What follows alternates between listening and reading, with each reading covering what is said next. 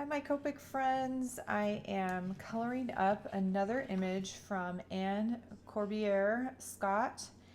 This is one of her collections that when you purchase one of her digital art collections, it comes in a full 8.5 by 11 sheet already pre-sized for you. Most of the time there is a standard A2 card front, a slimline card front, and then kind of a freestanding shape. This particular set is a brand new one that she just released this week, and called Joyce Ann. Each of her collections have a friend's name on them, and several of them have actual frames on the slimline. Here's another one. The slimline and the A2 card front. This one, she decided she did light pencil lines that then you would trim off. And the idea was that a lot of people have slightly different sizes they're aiming for. And so this just gives you the general size. You could keep the background, or you could fussy cut and get all of them out of those frames. But this one does not have a hard line frame. I'm actually going to do this slimline skein of yarn, and I played around a little bit yesterday with this idea of kind of doing this multi-tone, that gradient yarn color. So I just felt like that would be really fun to try on this one, and it's actually a lot faster than it looks. Keep it really, really loose. You're going to see if you look really close on this one. There's places where the color overlaps from strand to strand, and I wasn't very careful on that. I don't know that it matters when you're looking at it as a whole. So we're just going to start coloring, and I'll show you kind of what I was doing. For this particular group, I have 4 Copic markers, and these are the 4 that I'm going to be working through the whole time. So I'm not going to keep swapping. So, you know how I post the number sometimes up in the corner or down in the corner down here. These are my 4 colors. I've got RV34, B63, V15, and B45, and as always, a colorless blender. So what I'm going to do is I'm going to work through each of these colors, and I'm doing kind of starting and stopping points. So I'm going to start at one corner where the yarn's coming out of the center of the skein, and then flick it toward the center of that strand, and then I'll bring a different color from the other side inward. To make this go faster, I'm not going to sit and do one strand, one strand, one strand. I'm going to pick a color and lay that down kind of through a bigger section, maybe like 2 sections of the yarn, and then come back with the next color, 3rd and 4th. So accomplishing those 2 all at once, and then kind of working my way down. So that's what I'm thinking.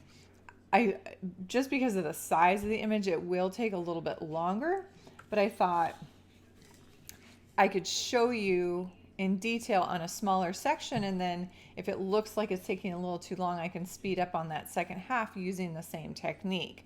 But that way I can kind of talk you through as I go. Let's get a little bit closer, and we're going to start with this end, and I think I'll do those 2 sections, kind of those first 2 gatherings as it spins and tucks in. So I'm going to start, I think this is the order I had them in the other night. The blue kind of works into this other blue. The B45 works into that B63. That kind of transitions into the V15. This is where my, my colorless blender sits, in between the V15 and the RV34.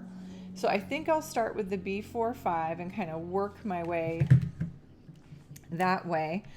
So as usual, remember you can spin this guy if you need to,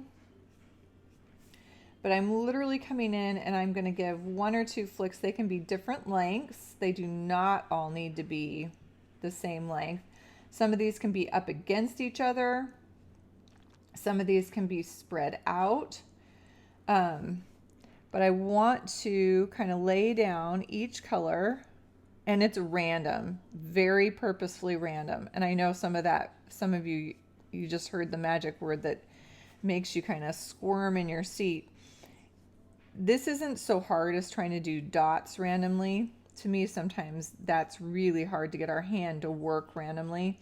This is more about, I'm going to scoot over 3 sections, I'm going to go right up against it, I'm going to scoot over 2 sections, come from the same side. So it's not so hard as getting your hand to move in different ways, like with a squiggle or with random dots or lines. Let's see, that looks pretty well balanced.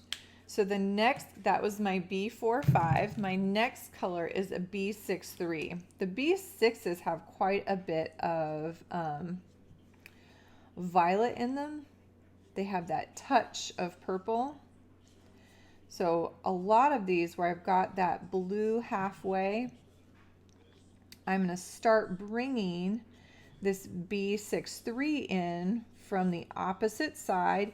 I'll flick it 2 or 3 times, and what happens is that hits the edge of the darker blue, or the B45, and it hits that with more alcohol, and they blend into each other.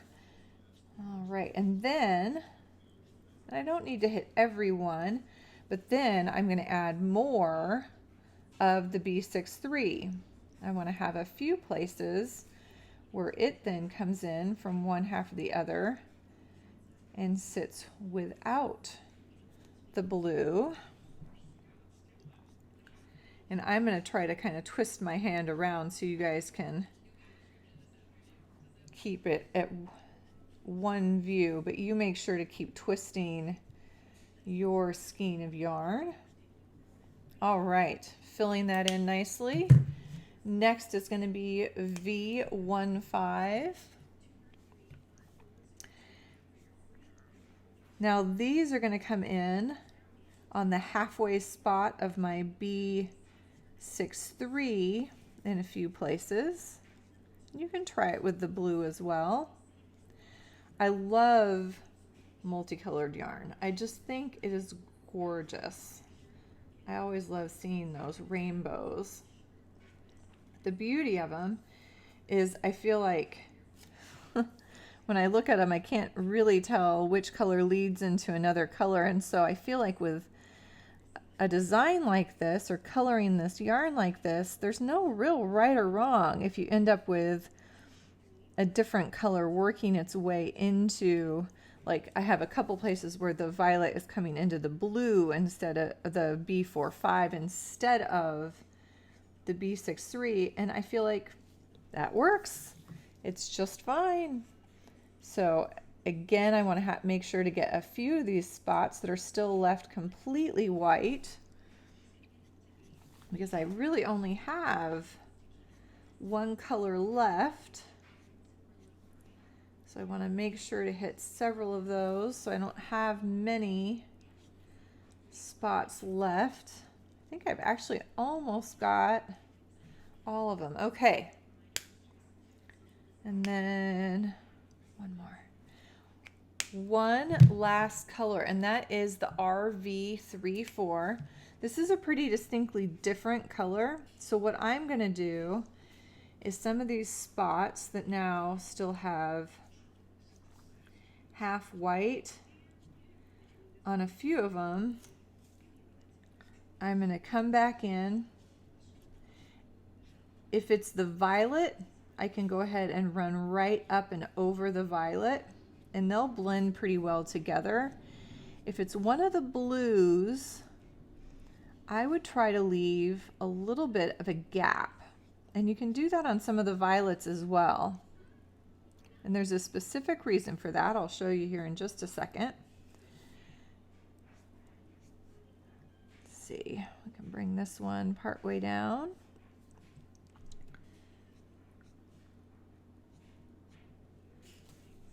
All right.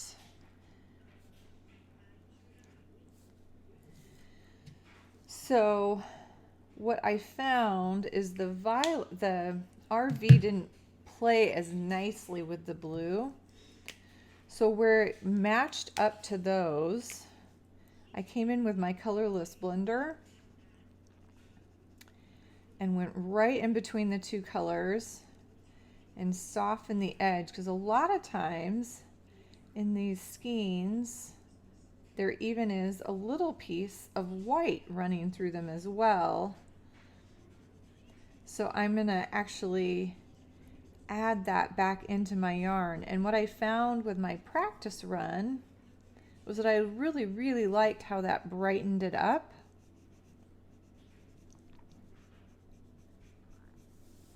Okay. But you can see I've got a little more than a third of this done. And it really did not take very long at all. It took about 5-6 minutes maybe. This needs a little something out here. Let's do the blue. Leave that white. So you can go through and find those spots where you feel like, yeah, this didn't quite go as far as I'd like it to. And you can always go back, and the best part of colorless blenders, you could go back in and add that a few places again too. Even if it doesn't go all the way white, you can brighten up some of those or lighten some of those so you feel like that is interspersed throughout as well. With the colorless blender, remember that patience will serve you well, doing small amounts at a time, letting that move a little bit and coming back. It's going to work a lot better than trying to get all the way into that really light color all at once. All right, so I am pretty happy with what I have so far. So I've got 3 more little sections of our skein of yarn, and I think I will go ahead and speed that up, and then we'll think about background wise what we want to do with that, and we might even test that out on the practice one that I started last night. So let's go ahead, and I'm going to speed this up and work on the next 3 sections.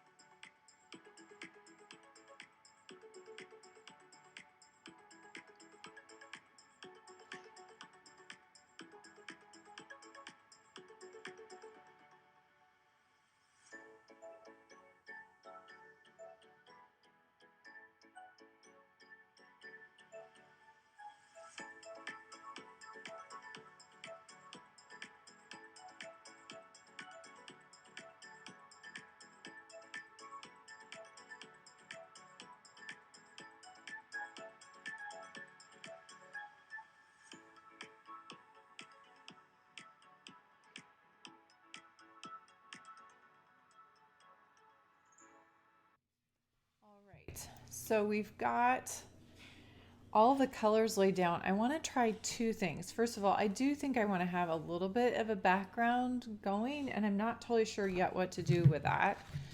But I'm also thinking it'd be really nice to get these areas where the yarn is tucking in on itself, to try to get a couple of those a little bit darker. So I'm wondering if I can use some deeper blue violets, my BB2s, my faves, and if one of those would work well on top of these.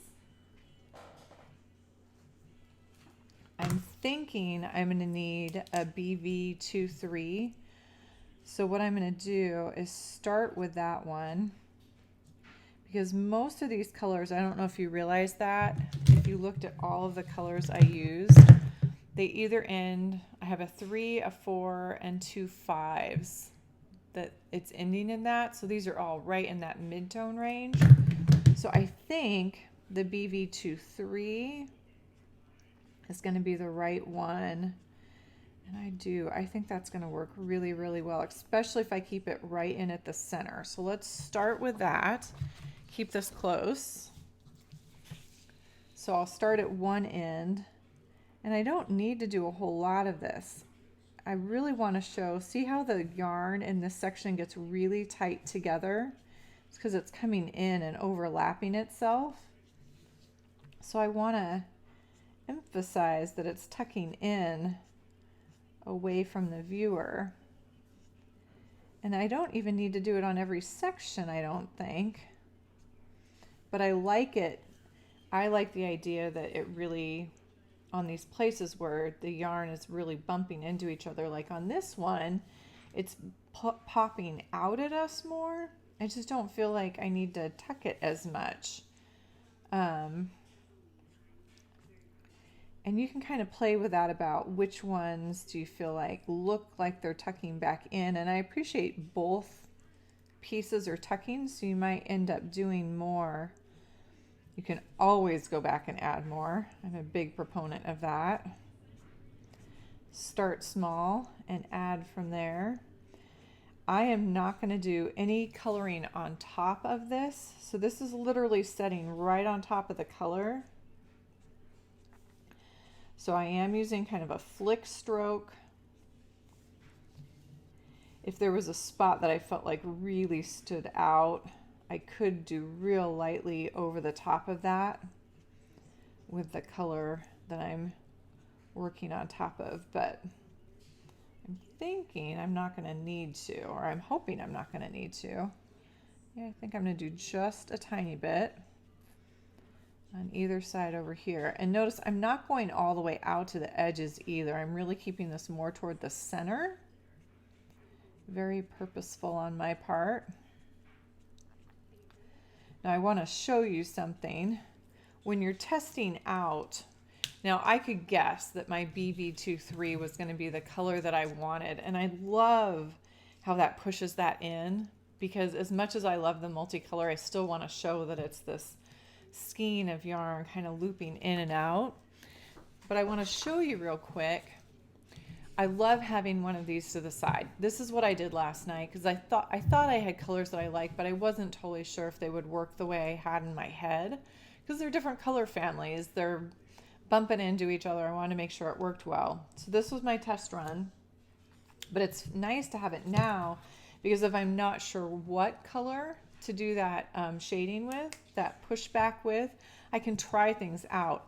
What I was concerned about with like a BV20 is that if I went over the top of it, and it might work as well, what I'm going to end up with, because it ends in a 0, is that it might actually push, like lighten some of those colors. It's not going to push it back.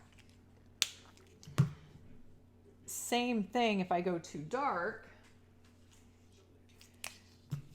If I went too dark, it sits so on top of that. I would either have to blend that in and go through and literally hit those colors again, or it just looks like it's sitting on top. It doesn't look like it's part of it. Now, if I wanted to do the extreme and get it darker, I could have done that first and done a significantly darker, like a BB25, and come in and done that first, and then do the colors, do my colors, my yarn colors on top of it,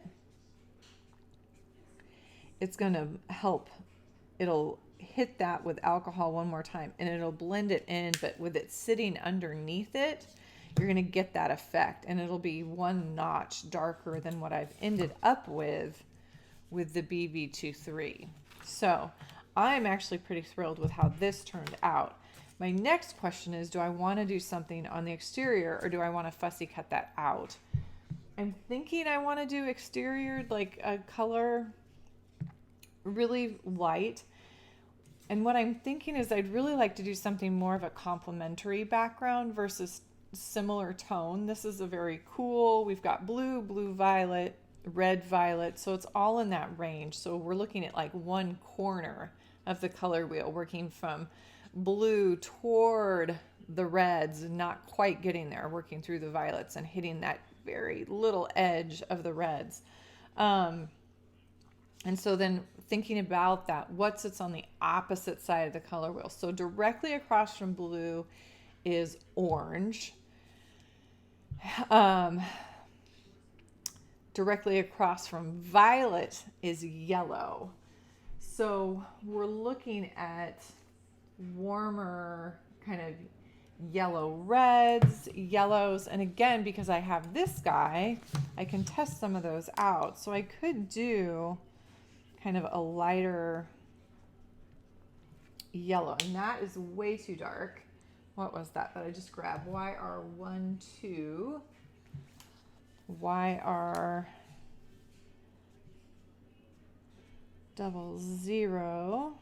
Actually, I don't mind that, crazy enough. And I could do something that was more not so solid.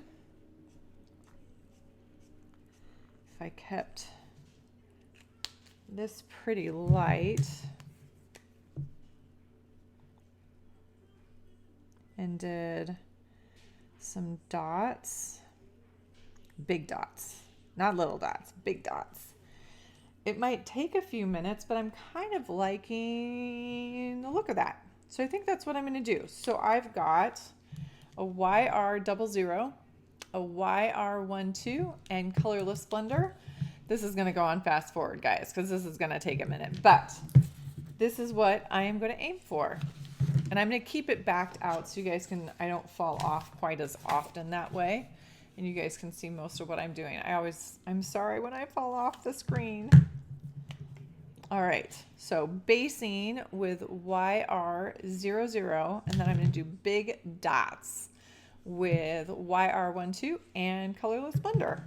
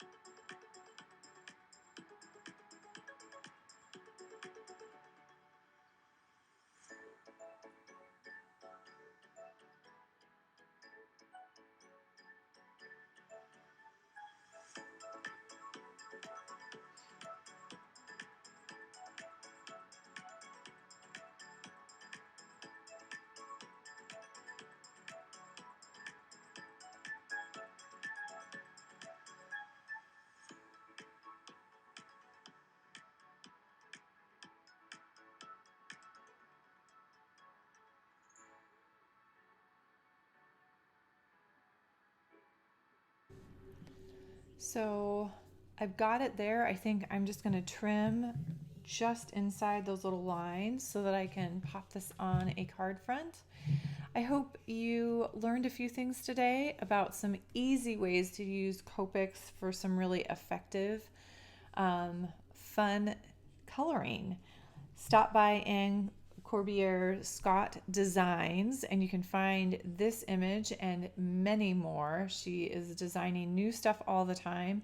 And again, for those of you that are a little hesitant about working with digitals, this is an amazing place to start because of the way Ann has formatted these. So all you have to do is open them up and print them. So for a lot of us, that makes things a lot easier. Hey, everybody, have a great day. If you've got any questions, whether it's regarding this particular image or something else Copic related or teaching related, just give me a shout in the comments below. Stop by scrapweaver.com. I've got some big stuff coming up, so stay in tune there. And then have a happy, colorful day.